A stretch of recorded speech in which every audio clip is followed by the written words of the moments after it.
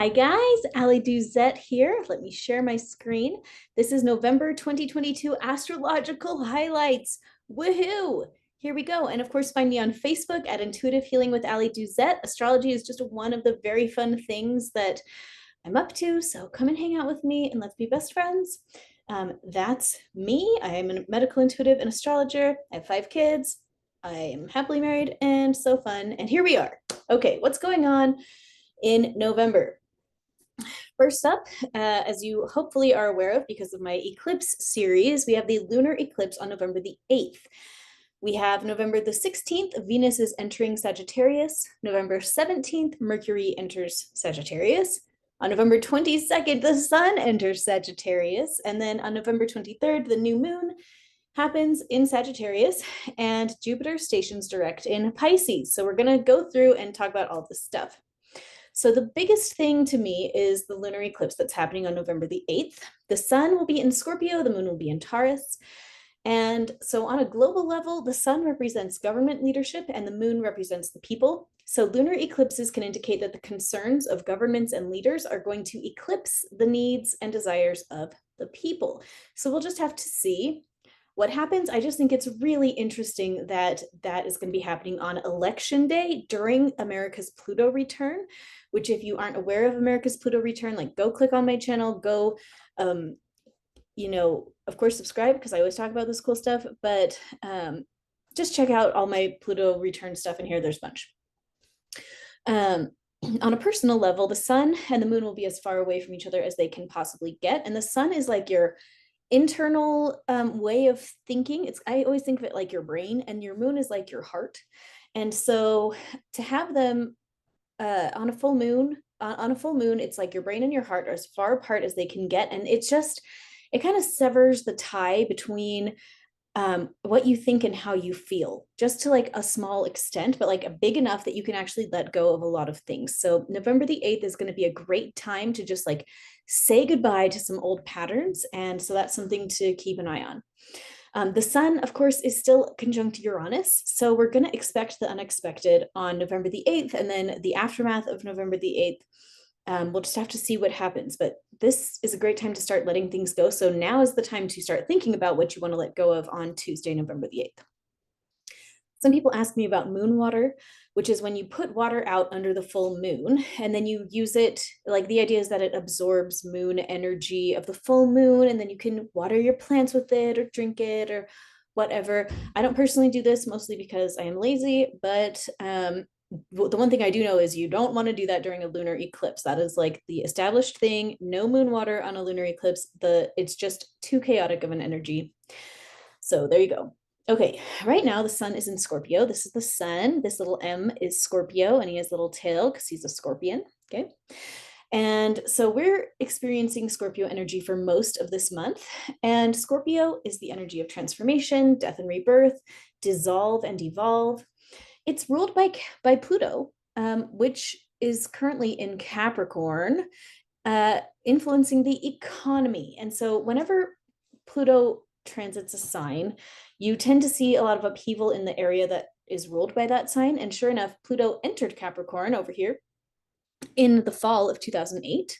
Okay, and now it's going to exit Capricorn in March of 2023. So it's coming really close. I'm expecting some big economic upheaval. I mean, 2008 style or 2008 plus, 2008 squared style. We'll just have to see how that plays out in the spring. But we're seeing little mini echoes of it as the sun transits the sign that Pluto rules. Now, the traditional ruler of Scorpio is Mars, and Mars is retrograde right now. I redid all my slides, so we'll go back to those in a minute. Mars is in retrograde in Gemini right now until January the 12th of 2023. So big themes with this are motivation. You might feel extra motivated. You might also feel extra frustrated because when Mars is retrograde, it's like taking action. You're just taking a step forward, taking a step back. It's rough. And Mars deals with impulsive action, and Gemini is not really, I would say, known for like thinking ahead that far. And so you may find that you're driven to impulsive action and that you may regret some of the actions that you take at this time. Gemini is I would say Aquarius really rules social media, but I would say Gemini also influences social media. And so when I looked at this Mars retrograde in Gemini, the first thing I thought was about social media conflict. And a great example of this that just happened as Mars was going retrograde was the Atlantic article that came out on COVID amnesty and forgiveness. I don't know if you saw that, but it's like gone viral because it's all about how the people who got everything wrong about COVID should now, like, can everybody please just forgive them and forget about it? Because all the people that were right in the article, I think it has a line, I hope I'm remembering it right, but it says all the people that were right for the wrong reasons. Like, basically, I don't know. Anyways, it's caused like such a stir on the internet. And I thought, like, what a great example of Mars retrograde in Gemini. Here's this person on the warpath for forgiveness for all the things that she did to other people over COVID when she was wrong about everything and they were right about everything. And she was such a little biatch to them. And now she wants forgiveness, you know? And so, um, just a really interesting situation with that. Now, election day is coming up with Mars retrograde in Gemini. And so as I have been thinking about these things, I'm thinking, I bet social media will be a pretty ugly place to be in the aftermath of the election. So we'll just have to see about that. Now, Venus is entering Sagittarius on November 16th. Venus governs relationships, feminine energy, and money. And Sagittarius is all about freedom, honesty, living true to yourself, personal growth, expanding your horizon. So situations are going to show up organically that help us evaluate the relationship between our relationships and our personal growth. And an example popping into my mind would be stuff like,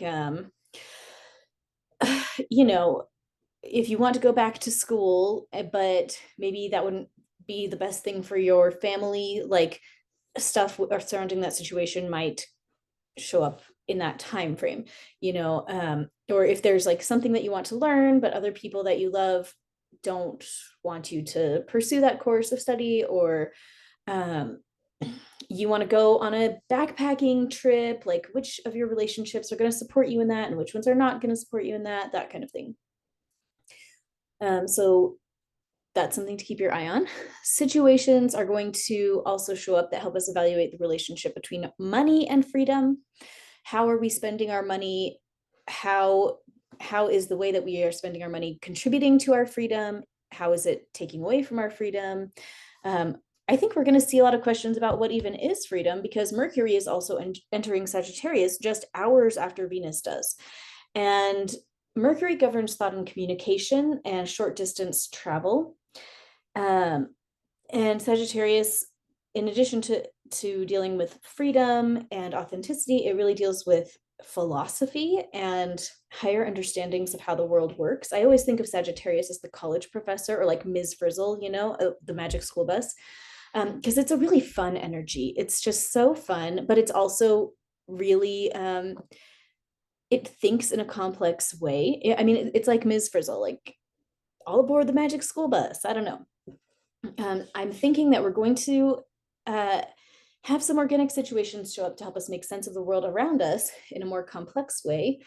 And I'm thinking that with all of this, the Sun and Venus and Mercury in Sagittarius, right after this election, right after this eclipse portal, we're just going to have a lot of opportunities to really think and rethink, what does it mean to be free? What actually does freedom mean to us?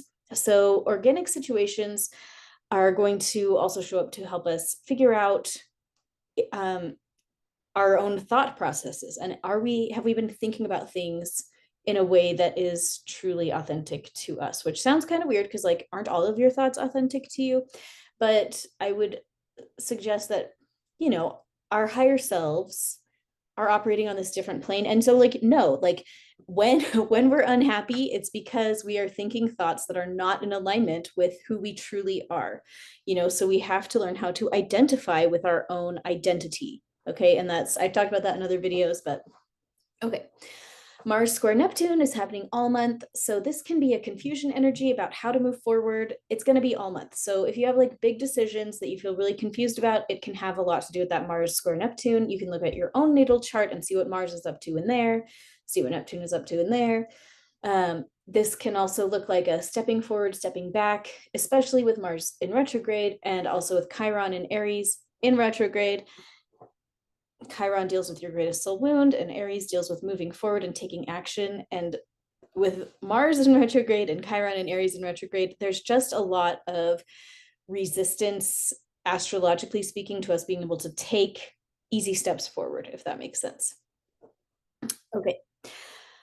So our job is just to keep tuning in with our creator for divine instruction. And so as we're trying to figure out what decisions we need to make and how we need to step forward, even with all of the astrological weather, like think of it like real weather. Like when it's raining, that does not mean that you have to stay inside.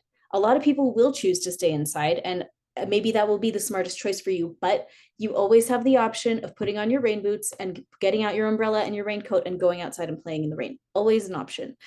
And there are going to be some situations where you're looking out at the rain and being like, but I don't have snow boots. I don't have rain boots. I don't have a raincoat. I don't have an umbrella. What am I going to do? Sometimes it's safe to play in the rain anyway and just get wet, right?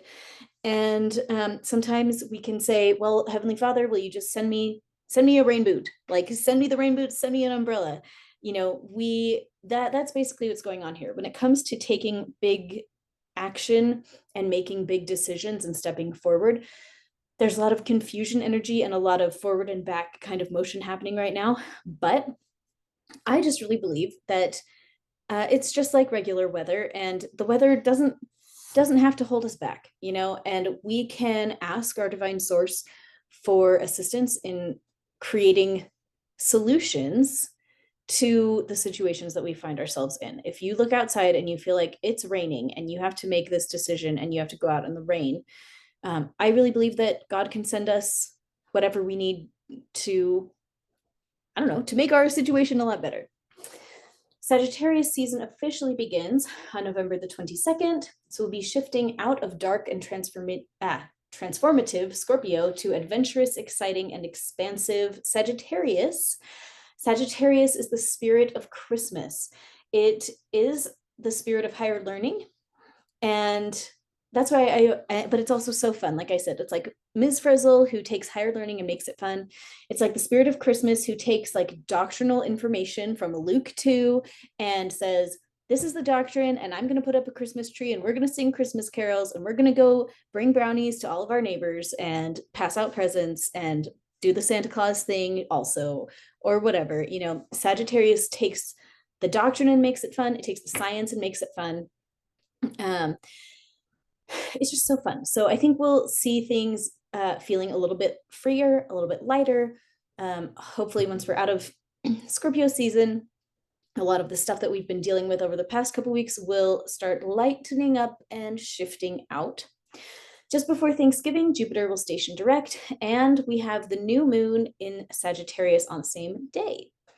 New moons are a time to reset our energy in the area of whatever sign the new moon is in. So this will be around Sagittarius. So we'll get to reset how we feel about expanding our horizons, exploring our freedoms, higher education. If you have big questions about college or what classes to take or what stuff to learn, religious stuff. Sagittarius can govern religiousness, religiosity. So a lot of opportunities to deal with those stuff in the coming weeks. Jupiter moving forward again in Pisces is going to support all of us in moving forward with our intuition and our spiritual growth, and will help us springboard forward because Jupiter will be moving forward in Pisces from 29 degrees of Pisces.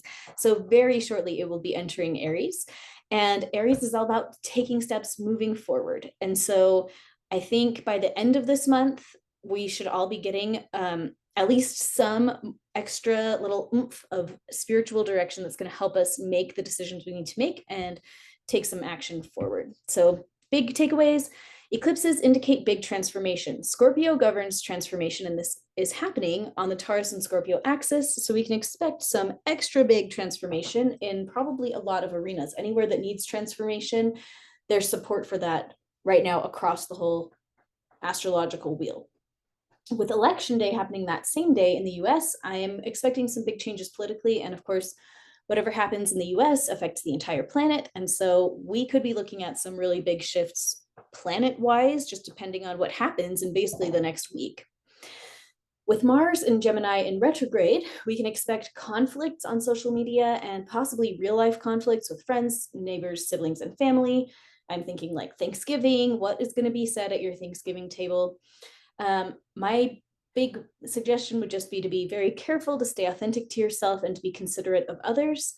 For me, I have a lot of big opinions and everything, but when it comes to actual family gatherings where I know people disagree with me, I just take my deep breaths and just don't engage because I don't know. I just feel like that's not always very helpful. I don't know. It's not always helpful to get embroiled in conflict. I think there's an appropriate level of conflict that is worth pursuing, and sometimes it's not worth pursuing. So that's something to just take your deep breaths about and feel how your own spirit feels about it, situation to situation. Is this worth getting into conflict about? Is this worth saying something about when it's going to cause a conflict? Those are going to be really good questions to ask basically through January. Sagittarius season begins 2 days before Thanksgiving, so the energy should be lightening up. With Mercury and Venus entering Sagittarius also, we'll see a big focus on what it means to live true to yourself in your thinking and in your relationships. So okay, there you go. That is your little November 2022 forecast. Don't forget to like and subscribe. Thanks for being here. I'm really interested to see how things will play out with the election and everything else as we build up to the third Pluto return that's coming up in December. So more about that later. But thank you guys for being here. And of course, check out the eclipse portal videos. If you haven't, we're still in the middle of that eclipse portal right this minute. So that will be really helpful. Thank you so much. Have a good day.